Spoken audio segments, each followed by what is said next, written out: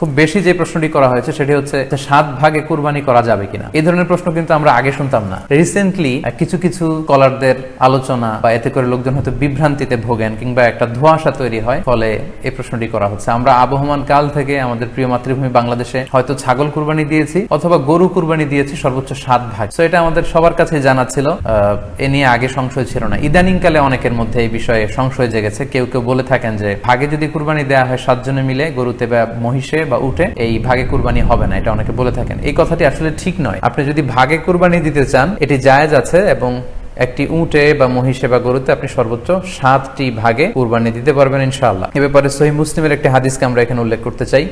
সাইয়েদনা জাবের রাদিয়াল্লাহু তাআলা আনহু থেকে বর্ণিত, তিনি বলেন, ক্বালা হাজাজনা মা রাসূলিল্লাহি সাল্লাল্লাহু আলাইহি ওয়াসাল্লাম, আমরা আল্লাহ রাসূল সাল্লাল্লাহু আলাইহি ওয়াসাল্লামের সাথে হজ করেছি। ফানাহারনাল বাঈরা আন সাবআ, সেখানে আমরা উট কুরবানি দিয়েছি 7 জনের পক্ষ থেকে। ওয়াল বাকারাতা আন সাবআ, আর আমরা সেখানে গরু কুরবানি দিয়েছি 7 জনের পক্ষ থেকে। খুব সুস্পষ্ট, একটি উটে ওনারা 7 জন অংশগ্রহণ করতেন, একটি গরুতে 7 জন অংশগ্রহণ করতেন। তো এই হাদিসের আলোকে অনেকে বলে থাকেন যে এটি হজের সময়, সফরের সময়, কিন্তু মুকিম অবস্থায় 7 ভাগে দেয়া যায় না। আসলে এই কথাটিও ঠিক নয়, কারণ সুনানে আবু দাউদের আরেকটি হাদিসে এসেছে যেখানে আল্লাহ রাসূল সাল্লাল্লাহু আলাইহি ওয়াসাল্লাম সুস্পষ্ট বলেছেন, সেখানে হজ বা কোনো সফরের উল্লেখ নেই। সেটা হচ্ছে জেনারেল স্টেটমেন্ট, অর্থাৎ আল বাকারাতু আন সাবআ, গরুতে সর্বোচ্চ 7 অংশ দিয়ে কুরবানি দেয়া যায়। ওয়াল জাযুরু আন সাবআ, আর উটের ক্ষেত্রেও সর্বোচ্চ 7 অংশ দিয়ে কুরবানি দেয়া যায়। তো এই হাদিস, দ্বিতীয় যে হাদিসটি উল্লেখ করলাম, এটা হচ্ছে জেনারেল স্টেটমেন্ট। সেখানে সফর মুকিম কোনো কথা বলা হয়নি। ইন জেনারেলি বলা হয়েছে যে উটে 7 ভাগ দেয়া যায়, গরুতে 7 ভাগ দেয়া যায়। তো আমরা যারা ভাগে কুরবানি দিচ্ছি, 7 জন মিলে একটি গরু, আপনারা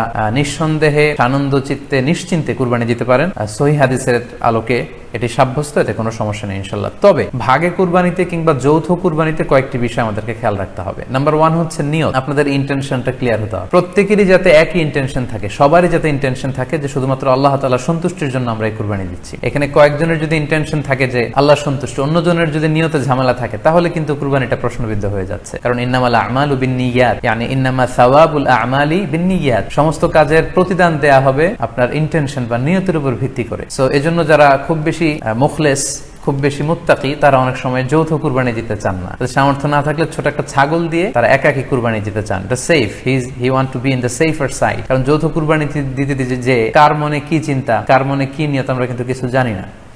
সো যদি যৌথ কুরবানি দেন, কুরবানির আগে সবাইকে এটা কনসার্ন করে দেওয়া, রিমাইন্ডার দেওয়া যে ভাই আমাদের কুরবানিটা হবে শুধুমাত্র কেবলমাত্র আল্লাহ তাআলার সন্তুষ্টির জন্য, অন্য কোনো নিয়তের জন্য না থাকে, তাহলে কিন্তু আমাদের কুরবানি বরবাদ হয়ে যাবে।